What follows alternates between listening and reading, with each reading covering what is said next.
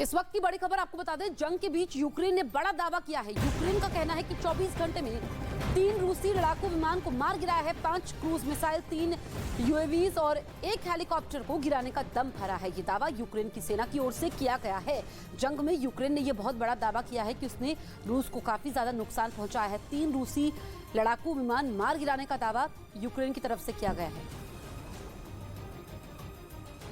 एक और बड़ी खबर आपको बता दें, युद्ध के बीच यूक्रेन के राष्ट्रपति जेलेंस्की का बड़ा बयान सामने आया है। उनका कहना है कि यूक्रेन की सेना ने रूस की सेना को रोक दिया है, जिसके चलते रूस को बातचीत के लिए मजबूर कर दिया है। जेलेंस्की ने दावा किया कि इस युद्ध में 16,000 रूसी सैनिक मारे गए हैं, जिसमें 2 शीर्ष कमांडर भी शामिल हैं। तो युद्ध पर जेलेंस्की ने यह बड़ा बयान दिया है। जेलेंस्की की तरफ से कहा गया है कि युद्ध में 16,000 रूसी सैनिक मारे गए हैं। यूक्रेन युद्ध के 31 दिन हो गए हैं, लेकिन जंग रुकने का नाम नहीं ले रही है। यूक्रेन के हर बड़े शहर में गोले बरस रहे हैं। उधर अमेरिकी राष्ट्रपति यूक्रेन के बॉर्डर तक पहुंच चुके हैं, अमेरिकी सैनिकों से मिल रहे हैं। आज पोलैंड के राष्ट्रपति से मुलाकात करेंगे। रूस के मिसाइल हमले से भी उसके लिए अभी तक यूक्रेन में हालात अनुकूल नहीं है। यूक्रेन लगातार टक्कर दे रहा है। दूसरी ओर रूस पर अंतर्राष्ट्रीय दबाव भी बढ़ चुका है। ऐसे में ये युद्ध कितने दिन और चलेगा, ये कहना मुश्किल है। बड़ी खबर बता दें, यूक्रेन में जंग का आज 31वां दिन है। अब तक करीब 37 लाख लोग यूक्रेन से पलायन कर चुके हैं। संयुक्त राष्ट्र के मुताबिक 1080 लोगों की मौत हो चुकी है। 1707 लोग घायल बताए गए हैं। साथ ही संयुक्त राष्ट्र का कहना है कि वास्तविक संख्या इससे ज्यादा हो सकती है। तो करीब 37 लाख लोगों का ये पलायन अभी तक हुआ है, जब से युद्ध की शुरुआत हुई है। यूक्रेन और रूस की जंग को 1 महीना बीत चुका है, लेकिन यूक्रेन की राजधानी कीव पर कब्जा करने में रूस को अब तक कामयाबी नहीं मिली। इसीलिए रूस ने अब अपने आधुनिक मिसाइल सिस्टम इस्कंदर को भी जंग के मैदान में उतार दिया, जिसका एक वीडियो भी रूस के रक्षा मंत्रालय ने जारी किया, जिसमें इस्कंदर मिसाइल सिस्टम से लैस रूसी सेना की 2 गाड़ियां एक सुनसान इलाके में आकर रुकती दिखी। इसके बाद जैसे ही गाड़ी के अंदर बैठे जवानों ने कुछ बटन दबाए तो मिसाइल लॉन्च के लिए तैयार हो गई और फिर तेज रोशनी उठने के साथ ही मिसाइल ने आसमान की ओर उड़ान भरनी शुरू कर दी।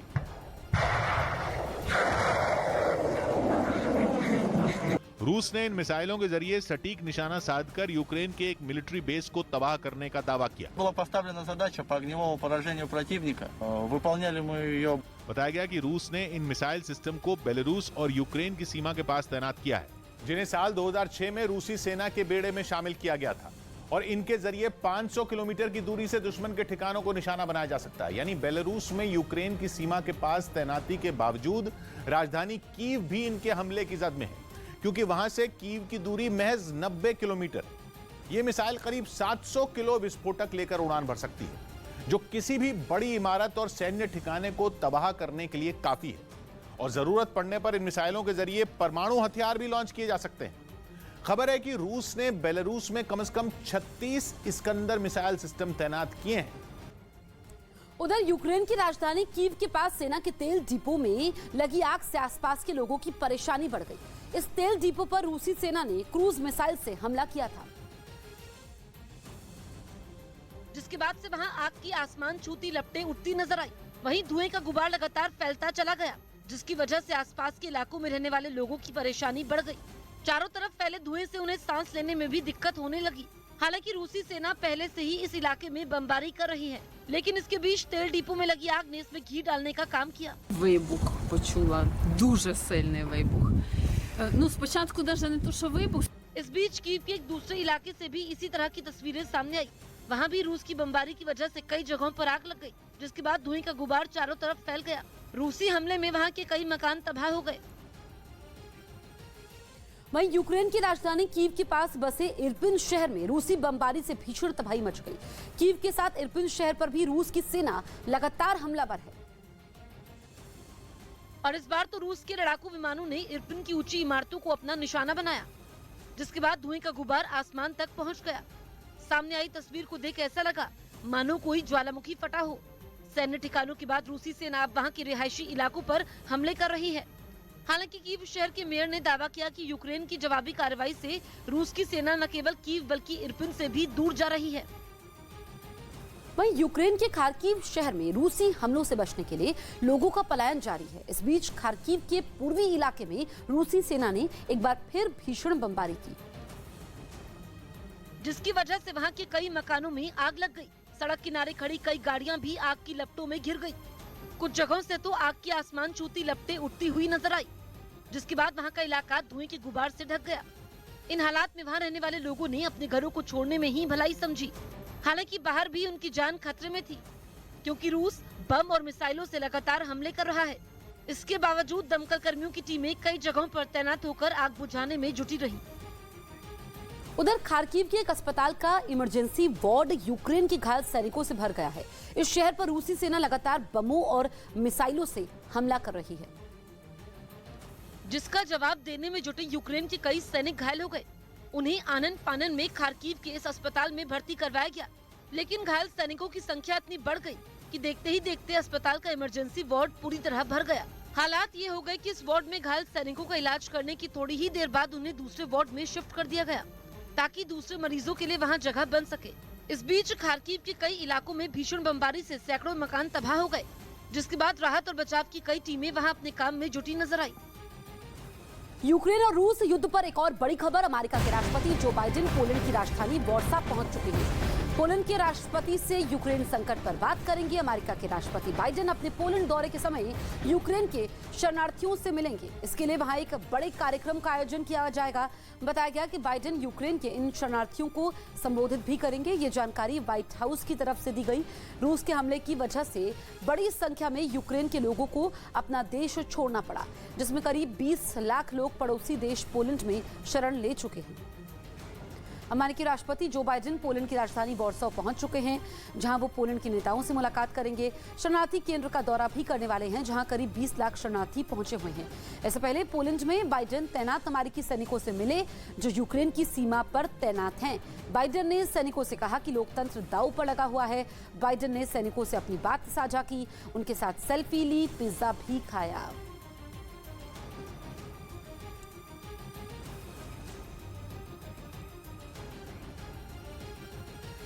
इस वक्त की बड़ी खबर आपको बता दें, खार्किव में भयंकर युद्ध जारी है। बमबारी न केवल युद्ध के मैदान बल्कि आम लोगों के घरों पर भी हो रही है। आम जनता घर छोड़कर पलायन कर रही है। रूसी बमबारी से गैस लाइन से आग भड़क गई, जिसे बुझाने के लिए दमकल कर्मियों को कड़ी मशक्कत करनी पड़ी। तो ये तस्वीरें आप देखिए, आग अब रिहायशी इलाकों तक फैल चुकी है। खार्किव की तस्वीरें, एक्सक्लूसिव तस्वीरें आप देख सकते हैं, और ये बड़ी तस्वीरें हैं। भीषण आग लगी हुई है। इसमें दमकल कर्मियों को आग बुझाने में काफी ज्यादा मशक्कत करनी पड़ी। रूसी बमबारी से गैस लाइन से आग भड़क गई और देखिए लोगों के घरों तक पहुंच गई, और कई इलाके ऐसे हैं जो इस वक्त आग की जद में हैं।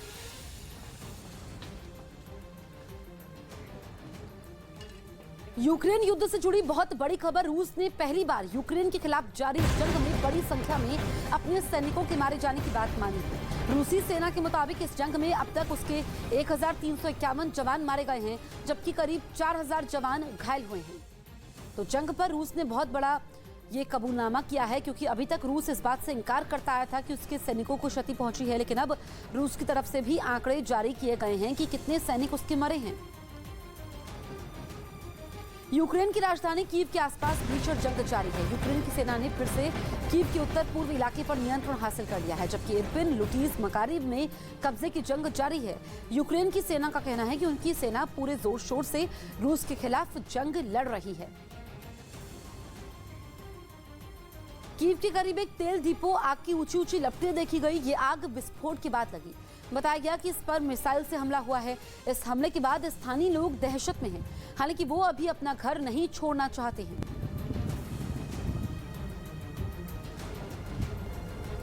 तो कीव के करीब ये आग लगी है और मिसाइल हमले से आग लगी है, लेकिन जो वहां के स्थानीय लोग हैं वो कह रहे हैं कि वो अभी अपना घर नहीं छोड़ना चाहते हैं, क्योंकि कीव यूक्रेन की राजधानी है। अभी तक रूसी सेना का कब्जा नहीं हो पाया है। वहीं कीव के करीब एक रिहायशी इलाके पर हमला हुआ है। हमले के बाद पूरा इलाका धूं-धूं कर जल उठा। हमले वाली जगह से कुछ घायलों को निकाला गया और सुरक्षा बलों ने लोगों को सुरक्षित स्थान पर जाने के लिए कहा। तो ये देखिए, ये लोग टूट चुके हैं अंदर से, उनका सब कुछ तबाह हो गया है और रिहायशी इलाकों में भी आग फैली। ये तस्वीरें कीव की हैं।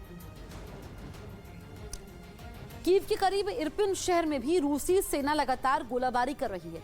एक बहुमंजिला इमारत के ऊपर से धुआं उठता देखा गया, पूरा आसमान धुएं से काला हो गया। इरपिन में रूसी और यूक्रेनी सेनाओं के बीच भारी लड़ाई जारी है। कीव के मेयर के मुताबिक यूक्रेन की सेना ने इरपिन समेत शहर के उत्तर पश्चिम और उत्तर पूर्व के इलाकों पर अपना नियंत्रण वापस ले लिया है। तो वहीं रूस ने कीव के पास सेना के एक तेल डिपो पर क्रूज मिसाइल से हमला कर दिया। बताया गया कि यूक्रेन में जंग के बीच बचा हुआ यह सेना का सबसे बड़ा तेल डिपो था, जिसे रूसी मिसाइल ने निशाना बनाया और हमले के बाद वहां आग लग गई। तेल डिपो से उठता गाढ़ा काला धुआं कई किलोमीटर दूर से ही दिखाई दिया। थोड़ी देर बाद वहां से आग की ऊंची लपटें भी उठती नजर आईं। जैसे जैसे वक्त बीतता गया, तेल डिपो में लगी आग और भी भीषण होती गई। साथ ही वहां से निकले धुएं ने पूरे इलाके को अपनी चपेट में ले लिया। Уничтожена крупнейшая из оставшихся у вооруженных сил Украины топливных. यूक्रेन के तेल डिपो को हमले से तबाह करने के बाद रूस ने बयान जारी किया कि यह हमला 3M54 कैलिब्र क्रूज मिसाइल से किया गया, जिसे उसने समंदर से कीव के पास के इलाके में दागा। वहां तेल डिपो को तबाह कर देने वाली रूस की यह मिसाइल बेहद ही घातक है, जिसकी लंबाई 6 से 9 मीटर तक और वजन 1300 से 2300 किलोग्राम तक होता है, जबकि इस मिसाइल में 400 से 500 किलो विस्फोटक का इस्तेमाल हो सकता है। यही नहीं, सबसे खतरनाक बात यह कि इस मिसाइल की रेंज 220 किलोमीटर से 4500 किलोमीटर तक होती है, यानी हजारों किलोमीटर दूर बैठकर भी दुश्मन के किसी भी ठिकाने को पल भर में नेस्त नाबूद किया जा सकता है। उधर यूक्रेन के खार्किव शहर में रूसी सेना की बमबारी से कई मकान जलकर राख हो गए। इन हमलों में 4 लोगों की मौत हो गई, जबकि कई लोगों के घायल होने की खबर है।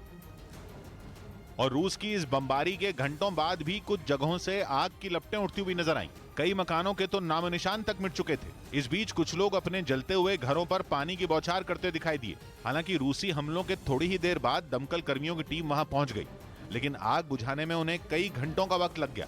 वहीं रूस के हमले से मारियोपोल के थिएटर में हुई तबाही का एक नया वीडियो सामने आया। इस हमले में यूक्रेन ने कई लोगों के मारे जाने का दावा किया था, और अब वहां हुए इसी हमले का एक नया वीडियो सामने आया, जिसमें धमाके के बाद जिंदा बचे लोग सीढ़ियों से नीचे उतरते दिखे। इनमें कुछ महिलाएं छोटे बच्चों को अपनी गोद में पकड़ी दिखाई दी। इनके अलावा वहां कुछ बुजुर्ग भी थे जो किसी तरह बाहर निकलने की कोशिश करते नजर आए। इसके बाद ये सभी लोग इस टूटी हुई इमारत के एक बचे हुए हिस्से तक पहुंचने में कामयाब रहे, जिससे इन लोगों की जान बच गई। इस थिएटर का आगे का हिस्सा तो फिर भी सही सलामत नजर आया, लेकिन पिछला हिस्सा पूरी तरह मलबे के ढेर में बदला दिखा। ये धमाका इतना जबरदस्त था कि वहां कोई भी चीज साबुत नहीं बची। यूक्रेन का दावा है कि इस थिएटर में हवाई हमलों से बचने के लिए कई लोग छिपे हुए थे। उधर रूस ने जंग के मोर्चे पर यूक्रेन के एक तोपखाने पर हवाई हमला करने का दावा किया। रूस के रक्षा मंत्रालय ने इससे जुड़ा एक वीडियो सोशल मीडिया पर भी शेयर किया, जिसमें जमीन पर एक जोरदार धमाका होता दिखा। यह हमला ड्रोन से किया गया। इस वीडियो में दिखा कि इस हमलावर ड्रोन ने पहले नीचे जमीन पर अपने टारगेट की पहचान की और फिर पलक झपकते ही उसे उड़ा दिया। इस धमाके के बाद वहां से धुएं का गुबार आसमान की तरफ उठता नजर आया। रूस ने दावा किया कि इस हवाई हमले से यूक्रेन का ये तोपखाना तबाह हो गया।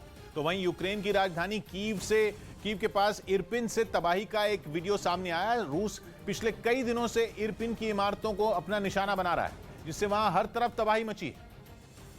और इन हमलों की वजह से कीव की कई इमारतों में भीषण आग लग गई। ड्रोन से ली गई कुछ तस्वीरों में साफ दिखा कि रूस के हमलों में वहां की कई इमारतें बुरी तरह बर्बाद हो गई, जबकि सड़कों पर खड़ी गाड़ियां भी तहस नहस हो गईं। ड्रोन कैमरा जिस तरफ भी घूमा वहां बर्बादी का मंजर ही नजर आया। इमारतों पर हुए मिसाइल हमले से पूरा शहर खंडहर में बदल गया, जबकि कुछ इमारतों से आग की लपटें उठती हुई भी दिखी। हमलों की वजह से पूरा शहर एकदम सुनसान दिखा और वहां कोई भी इंसान नजर नहीं आया। उधर रूस और यूक्रेन के बीच जंग चलते हुए पूरे 30 दिन हो गए, लेकिन 1 महीने बाद भी रूस के हाथ कोई बड़ी कामयाबी नहीं लगी है। हालांकि इस जंग के खत्म होने की एक डेडलाइन की चर्चा शुरू हो गई। दावा यह है कि रूस की फौज को जंग खत्म करने की डेडलाइन बता दी गई है। कितने भी सैनिक जख्मी हो जाएं, यूक्रेन की तरफ से कितना भी जोरदार जवाब मिले, किसी भी मिसाइल से हमला हो, लेकिन रूस की फौज की कोशिश डेडलाइन से पहले इस जंग को खत्म करने की होगी। हालांकि ये डेडलाइन ही यूक्रेन के सैनिकों में भरोसा पैदा करने वाली है। अभी तक दावा यह था कि यूक्रेन को जीतना रूस की सेना बाएं हाथ का खेल मान रही थी। दावा यह है कि यूक्रेन के स्पेशल ऑपरेशन के लिए केवल 72 घंटे का वक्त रखा गया था, लेकिन 1 महीने बाद भी यूक्रेन का कोई ऐसा शहर नहीं है जो पूरी तरह रूस की मुट्ठी में जा चुका हो। अब तो दावा यह है कि रूस की फौज को 9 मई तक जंग खत्म करने का आदेश दिया गया है। मतलब ये कि 9 मई से पहले रूस ने यूक्रेन में चल रहा युद्ध खत्म करने को कहा है। 9 मई की डेडलाइन तय करने के पीछे भी एक बड़ी वजह बताई जा रही है। ये ऐसा दिन है जो रूस की फौज हर साल विजय दिवस के तौर पर मनाती है, लेकिन इसका सीधा मतलब यह है कि रूस की फौज ने भी मान लिया है कि यूक्रेन को कुछ दिनों में ही घुटनों पर लाना मुमकिन नहीं है। 9 मई में अभी मोटे तौर पर 1.5 महीना बाकी है। 9 मई की डेडलाइन होने का मतलब यह है कि अभी यूक्रेन में बमबारी और मिसाइलों से हमले 1.5 महीना और चलने का अनुमान है। हालांकि रूस की तरफ से अभी तक 9 मई की डेडलाइन पर औपचारिक तौर पर कुछ नहीं कहा जा रहा, लेकिन यूक्रेन की फौज ने इससे जुड़ी जानकारी सोशल मीडिया पर डाली। इसके अलावा यूक्रेन के सैनिकों को भी इस डेडलाइन के बारे में बताया गया और सैनिकों को यह कहा गया है कि विजय दिवस से पहले रूस किसी भी सूरत में जंग खत्म करना चाहता है। 9 मई को हर साल रूस विजय दिवस मनाता है। ये विजय दिवस मनाने की रवायत वहां 77 साल पुरानी है। दूसरे विश्व युद्ध का अंत 1945 में 8 मई को हुआ था। 8 मई को जर्मनी और जापान ने सरेंडर के समझौते पर दस्तखत किए थे, जिसके बाद 9 मई को विजय का जश्न मनाया गया था। दूसरे विश्व युद्ध की जीत का जश्न रूस में सोवियत संघ के जमाने से ही मनाया जाता रहा है, लेकिन रूस ये नहीं चाहता कि इस बार जब मॉस्को में विजय दिवस मनाया जा रहा हो तो कीव में रूस की फौज जंग लड़ रही हो। जब रूस की फौज खतरनाक हथियारों का प्रदर्शन कर रही हो तब दुनिया रूस की बेचारगी देख रही हो, और जब रूस 77 साल पुरानी जीत को याद कर रहा हो तब भी कीव में उसकी सेना संघर्ष ही कर रही हो। हर साल रूस की फौज मॉस्को में 9 मई को इसी तरह से जश्न मनाती है। जश्न में टैंकों से बख्तरबंद गाड़ियों तक और बैलिस्टिक मिसाइलों से एयर डिफेंस सिस्टम तक सब कुछ दिखाया जाता है। इसके अलावा रूस की वायुसेना भी इस जश्न में अपना दम दिखाती है। माना जा रहा है कि इसीलिए इस जंग को खत्म करने के लिए 9 मई की डेडलाइन रखी गई है। यूक्रेन युद्ध से जुड़ी हुई बहुत बड़ी खबर। रूस ने पहली बार यूक्रेन के खिलाफ जारी जंग में बड़ी संख्या में अपने सैनिकों के मारे जाने की बात कही है। रूसी सेना के मुताबिक इस जंग में अब तक उसके 1351 जवान मारे जा चुके हैं, जबकि करीब 4000 जवान घायल हुए हैं। इस बीच रूस की एक रिपोर्ट में दावा किया गया कि नेटो की योजना यूक्रेन को केवल बलि का बकरा बनाने की थी। मतलब यह कि रूस के खिलाफ एक बड़ी साजिश में यूक्रेन को एक मोहरे की तरह इस्तेमाल करने पर लंबे वक्त से काम किया जा रहा था। नेटो के इस प्लान को बारबरोसा 2 नाम दिया गया था और एक खुफिया रिपोर्ट के आधार पर रूस ने बारबरोसा 2 प्लान की जानकारी दी। इस प्लान का मकसद रूस के खिलाफ एक बड़ी जंग का माहौल तैयार करना था। इसके लिए अलग अलग तरह से रूस को उकसाने की बातें पहले से लिखी गई थी। रूस के खिलाफ जंग की तैयारी करने के लिए यूरोप में क्या कदम उठाए जाएंगे ये भी पहले ही तय किया जा चुका था। अगर रूस की रिपोर्ट में जो बातें लिखी गई हैं वो सही हैं तो तीसरे विश्व युद्ध की तैयारी काफी पहले कर ली गई थी। इतना ही नहीं, यूक्रेन में चल रही जंग तीसरे विश्व युद्ध की शुरुआत है। जर्मनी के जिस प्लान की वजह से दूसरा विश्व युद्ध 1939 में शुरू हुआ था उसका नाम भी बारबरोसा ही था, और अब तीसरे विश्व युद्ध की तैयारी को बारबरोसा 2 बताया जा रहा है, जो एक ऐसा प्लान है जिसके तहत रूस को इस हद तक उकसाया जाएगा कि वो परमाणु बम के इस्तेमाल का फैसला कर ले, और एक बार परमाणु बम का इस्तेमाल कहीं भी हुआ तो विश्व युद्ध की शुरुआत मानी जाएगी, जिसका जवाब देने के लिए नेटो की सेनाएं ये भूल जाएंगी कि वो पोलैंड में हैं, यूक्रेन में हैं या फिर रूस में हैं। बारबरोसा 2 नाम के जिस प्लान की बात हो रही है उसके मुताबिक यूक्रेन के खार्किव में अमेरिका के हथियारों को तैनात करने की योजना कई साल पहले ही बना ली गई थी। यहाँ तक कि एस्टोनिया, जो नेटो का सदस्य देश नहीं है, वहाँ भी नेटो के हथियार पहुँचा दिए गए थे। और नेटो के जिस प्लान की वजह से नौबत जंग तक आ सकती थी, दावा यह है कि उस पर पिछले कई साल से लगातार काम हो रहा था, क्योंकि रिपोर्ट के मुताबिक नेटो रूस की सीमा के पास ऐसे तनावपूर्ण हालात बनाने के प्लान पर काम कर रहा था जिनकी वजह से रूस को हमेशा सीमा के पास युद्ध जैसे हालात में उलझा कर रखा जा सके। इस प्लान में यूक्रेन, फिनलैंड और एस्टोनिया जैसे छोटे देशों को शामिल किया गया था, लेकिन नेटो के बड़े प्लान की जानकारी शायद इन छोटे देशों को भी नहीं थी। इसके अलावा खार्किव में परमाणु हथियारों की तैनाती की योजना बनाई गई थी, जिसका जिक्र रूस पहले से कर रहा था। हालांकि नेटो के इस प्लान की रिपोर्ट पर न तो नेटो की तरफ से कुछ कहा गया और न ही अमेरिका की तरफ से कोई सफाई दी गई। हालांकि रूस का दावा यह है कि जर्मनी में इसी प्लान के तहत अमेरिका ने हाइड्रोजन बमों की एक बहुत बड़ी खेप पहले से भेज दी थी। मतलब यह कि अमेरिका और नेटो की फौजें अपनी तैयारी पहले से कर चुकी थी, लेकिन इस रिपोर्ट के आते ही यह जरूर साफ हो गया कि रूस इस तरह के प्लान के लिए पहले से तैयार है। अगर जंग की नौबत आई तो नेटो और रूस दोनों पूरी तरह तैयार है। यानी यूक्रेन अगर वाकई एक मोहरा है तो तीसरे विश्व युद्ध की शुरुआत हो चुकी है। यूक्रेन युद्ध पर एक और बड़ी खबर। यूक्रेन की सेना ने रूसी सेना के एक और जनरल को मार गिराने का दावा किया है। यूक्रेन का दावा है कि उसने दक्षिणी यूक्रेन के खेरसोन इलाके में रूसी सेना के एक लेफ्टिनेंट जनरल को मार गिराया है। इस जंग में अब तक रूसी सेना के 6 जनरल मारे जाने की खबर है।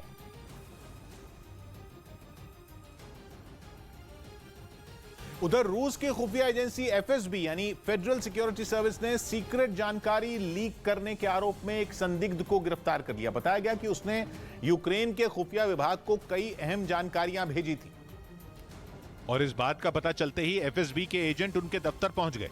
वहां अंदर जाते ही उन्होंने आरोपी को काम करने से रोक दिया, जिसके बाद उसने अपने दोनों हाथ ऊपर उठा लिए। उनमें एक एजेंट आरोपी से पूछताछ करने लगा, जबकि दूसरा गिरफ्तारी की इस पूरी घटना का वीडियो बनाता रहा। इसके बाद उस आदमी से कागज पर दस्तखत लिए गए और फिर उसे एक गाड़ी में बैठाकर दूसरी जगह ले जाया गया। वहां आरोपी शख्स के दोनों हाथ हथकड़ी से बंधे नजर आए। यूक्रेन को सीक्रेट जानकारी लीक करने के आरोपी को एक लंबे गलियारे से होते हुए ले जाया गया और फिर उसे जेल में बंद कर दिया गया। गिरफ्तारी का यह वीडियो खुद रूस की खुफिया एजेंसी ने जारी किया। लेकिन इस बीच रूस की इसी फेडरल सिक्योरिटी सर्विस से जुड़ी एक सनसनीखेज खबर सामने आई। खबर के मुताबिक एफएसबी रूस के राष्ट्रपति पुतिन का तख्ता पलट कर सकती है, जिसका खतरा यूक्रेन के साथ जंग के लंबा खिंचने के साथ ही बढ़ता जा रहा है। एक वेबसाइट की रिपोर्ट के मुताबिक यूक्रेन के साथ युद्ध इतने दिनों तक चलने की वजह से रूस में खुफिया एजेंसी के अधिकारियों की नाराजगी बढ़ती जा रही है, और ऐसा इसलिए क्योंकि उन्होंने युद्ध के इतने दिनों तक चलने की उम्मीद नहीं जताई थी। खबर के मुताबिक पिछले महीने 24 फरवरी को जब रूस ने यूक्रेन पर हमला किया तो माना जा रहा था कि युद्ध ज्यादा दिनों तक नहीं चलेगा, पर ऐसा हुआ नहीं। यूक्रेन की सेना ने रूस के हमलों का जोरदार जवाब दिया और 1 महीने से ज्यादा वक्त हो गया, लेकिन जंग अब भी चल रही है, जिसके बाद माना जा रहा है कि पुतिन की सेना अब अपने ही सैन्य अभियान में फंसती जा रही है। खबर है कि जंग के इतने दिनों तक खिंचने के लिए पुतिन ने एफएसबी के अधिकारियों को जिम्मेदार बताया था, जिसके बाद रूस की खुफिया एजेंसी के अधिकारियों में पुतिन के खिलाफ असंतोष बढ़ गया। बताया गया कि कई देशों की तरफ से लगाए गए प्रतिबंधों ने भी पुतिन के खिलाफ नाराजगी को बढ़ा दिया। खबर के मुताबिक अगर यह युद्ध इसी तरह जारी रहता है तो रूस की सुरक्षा सेवाओं में शामिल लोगों के विद्रोह की संभावना और बढ़ सकती है। तो वहीं रूस की ओर से परमाणु हमले की आशंका के बीच फ्रांस ने परमाणु बमों से लैस पनडुब्बियों को समंदर में उतार दिया। फ्रांस की सेना ने करीब 30 साल बाद एक साथ इस तरह की 3 सबमरीन तैनात करने का फैसला किया, जिनको लेकर दावा किया गया कि ये समंदर के अंदर से ही परमाणु हथियारों से लैस मिसाइलों को लॉन्च कर सकती हैं। यही नहीं, परमाणु ऊर्जा से चलने वाली ये सबमरीन दुनिया में कहीं भी जा सकती हैं और महीनों तक पानी के अंदर छिपी रहती हैं। खबर है कि फ्रांस की एक परमाणु पनडुब्बी पहले ही अटलांटिक महासागर में गश्त कर रही है, जिसका साथ देने के लिए 2 और सबमरीन को रवाना कर दिया गया। और बताया गया कि इससे पहले फ्रांस ने शीत युद्ध यानी कोल्ड वॉर के आखिरी दौर में एक साथ इस तरह की 3 पनडुब्बियों को समंदर में तैनात किया था, जिनमें हर एक सबमरीन परमाणु बम से लैस 16 मिसाइलों को ले जा सकती है और हर मिसाइल में करीब 150 किलो टन की क्षमता का परमाणु बम लोड किया जा सकता है, जिनको करीब 8000 किलोमीटर की दूरी से दुश्मन के ठिकाने की ओर दागा जा सकता है। खबर है कि इन पनडुब्बियों को अटलांटिक महासागर के लिए रवाना करने से पहले फ्रांस ने परमाणु मिसाइल का भी सफल परीक्षण किया था। यूक्रेन के रक्षा विभाग ने रूस की सेना पर किए गए हमलों का एक वीडियो जारी किया। यूक्रेन लगातार रूस के कई सैनिकों को मार गिराने और उसे बड़े नुकसान पहुंचाने का दावा करता आ रहा है, और इसकी एक झलक इस वीडियो में दिखी। वीडियो में कई रूसी सैनिकों के शव और जलती हुई बख्तरबंद गाड़ियां नजर आईं।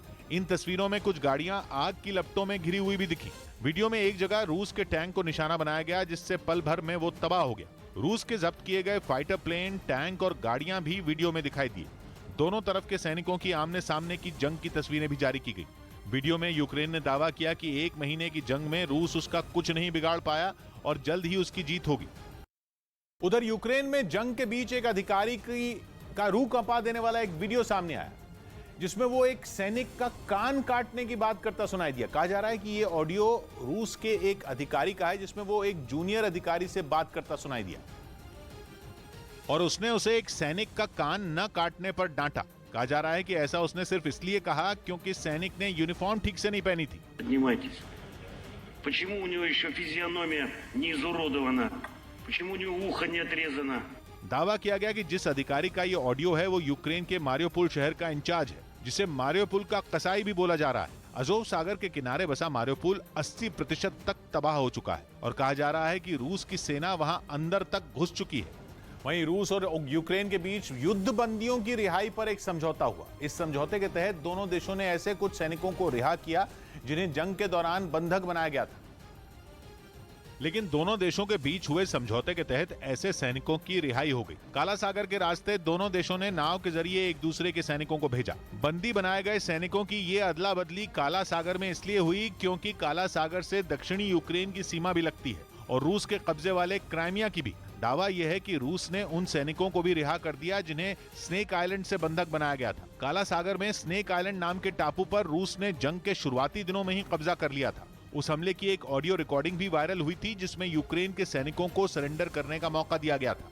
उधर खबर है कि जंग के बीच पुतिन के अपने ही उनका साथ छोड़ रहे हैं, जिनमें रूस के एक बड़े अधिकारी अनातोली चुबाई का नाम शामिल है, जो रूस का एक जाना माना नाम है और करीब 3 दशक तक वहां के बड़े बड़े पदों पर रह चुके हैं। लेकिन युद्ध के बाद इस्तीफा देने वाले अधिकारियों में उनका नाम भी जुड़ गया। यूक्रेन में युद्ध के बाद रूस के कई हाई प्रोफाइल नेताओं और अधिकारियों ने अपने पद छोड़े हैं, जिनमें रूस के पूर्व उप प्रधानमंत्री और अंतर्राष्ट्रीय शतरंज महासंघ के मौजूदा अध्यक्ष भी शामिल। इस बीच कई साल तक हिटलर के नाजी कैंपों में अत्याचार सहकर भी बच जाने वाले एक बुजुर्ग खार्किव में रूसी बमबारी का शिकार हो गए। बताया गया कि 96 साल के बोरिस रोमनचेन्को को दूसरे विश्व युद्ध के दौरान नाजी कैंपों में बंधक रहे थे, जहां से कई साल पहले किसी तरह जान बचाकर वो यूक्रेन चले आए और खार्किव में अपने परिवार के साथ रहने लगे। लेकिन हिटलर के अत्याचार से बच जाने वाले बोरिस रोमनचेन्को रूस की बमबारी से नहीं बच पाए। उनके परिवार के मुताबिक जिस बिल्डिंग में वो रहते थे उसे रूसी मिसाइल ने निशाना बनाया और इसी हमले में उनकी मौत हो गई। इसके बाद उनके शव को एक ताबूत में रख दिया गया। वहां उनको अंतिम विदाई देते वक्त परिवार के लोग फूट फूट कर रोते नजर आए। थोड़ी देर बाद ही पूरी रस्मों के साथ उनको दफना दिया गया। यूक्रेन के राष्ट्रपति जेलेंस्की ने भी बोरिस रोमनचेन्को के निधन पर शोक जताया। तो वहीं यूक्रेन की राजधानी कीव के एक शमशान में युद्ध में मारे गए लोगों के अस्थि कलशों का अंबार लग गया। बताया गया कि रूसी हमले में जान गंवाने वाले इन सभी लोगों के अंतिम संस्कार के बाद उनके घर वाले उनकी अस्थियों को लेने नहीं आ पाए, जिसकी वजह से कीव के एक शमशान में बड़ी तादाद में अस्थि कलश जमा हो गए।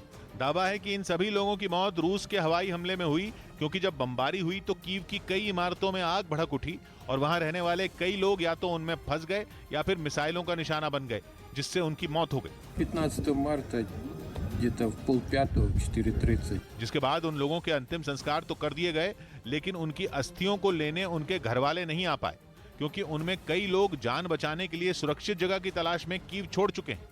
इसीलिए लावारिस अस्थियों को पूरी हिफाजत के साथ रख दिया गया। अस्थि कलशों पर मारे गए लोगों के नाम और पते भी लिख दिए गए, ताकि घर वाले जब आए तो उन्हें परेशानी न हो।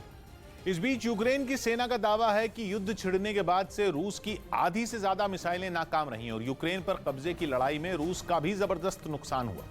यूक्रेन का दावा है कि जब से जंग शुरू हुई है, यूक्रेन के अलग अलग शहरों में रूस अब तक करीब 1200 मिसाइलें दाग चुका है, जिनमें करीब 60% यानी कि 700 से ज्यादा मिसाइलों में विस्फोट ही नहीं हुआ। यानी कि जंग में रूस की आधी से भी कम मिसाइलें यूक्रेन में सटीक निशाने पर जाकर ब्लास्ट हुई। दावा है कि नाकाम हुई मिसाइलों को या तो यूक्रेन की फौज ने मार गिराया या फिर वो सही निशाने पर जाकर फटी नहीं और कहीं गुम हो गई। उधर मलबे में तब्दील हो चुके खार्किव शहर में गिटार बजाती एक लड़की वायरल हो गई, जिसका वीडियो यूरोप के देश एस्टोनिया में यूक्रेन की राजदूत मरियाना बेत्सा ने सोशल मीडिया पर शेयर किया, जिसे इतने लोगों ने देखा कि वो वायरल हो गया। इस वीडियो में वो लड़की रूसी हमलों से तबाह हो चुके खार्किव शहर में गिटार बजाती दिखी और उसके आसपास का मंजर ऐसा नजर आया कि उसे देखकर किसी का भी कलेजा मुंह को आ जाए। लेकिन इन हालात में भी वो लड़की उठ खड़ी हुई और उसने यूक्रेन के एक लोकगीत की धुन अपने गिटार पर बजाई। वीडियो में वो लड़की तहस नहस हो चुके एक मकान के सामने बैठकर गिटार बजाती नजर आई। वो मकान जो जंग में रहने लायक तो बिल्कुल भी नहीं बचा था। रूसी हमलों में वो ऐसा बर्बाद हुआ कि जिस इमारत में कभी हंसते खेलते परिवार रहते थे, उसके चारों तरफ मलबा बिखरा दिखाई दिया। ऊपर से वहाँ का ठंडा मौसम, इन सब के बीच वो लड़की वहीं बैठी रही और काफी देर तक गिटार बजाती रही। वहीं यूक्रेन में जारी तबाही के बीच हौसला बनाए रखने के लिए कुछ लोगों ने खार्किव के मेट्रो स्टेशन पर यूक्रेन का राष्ट्रगान गाया। वहां एक छोटी सी बच्ची ने जंग की आग में झुलसते अपने देश के सैनिकों की हिम्मत बढ़ाई, जिसका साथ देने के लिए और भी लोग आगे आए। उनमें एक ने गिटार थामा और बाकी लोगों ने उस बच्ची का साथ राष्ट्रगान गाने में दिया।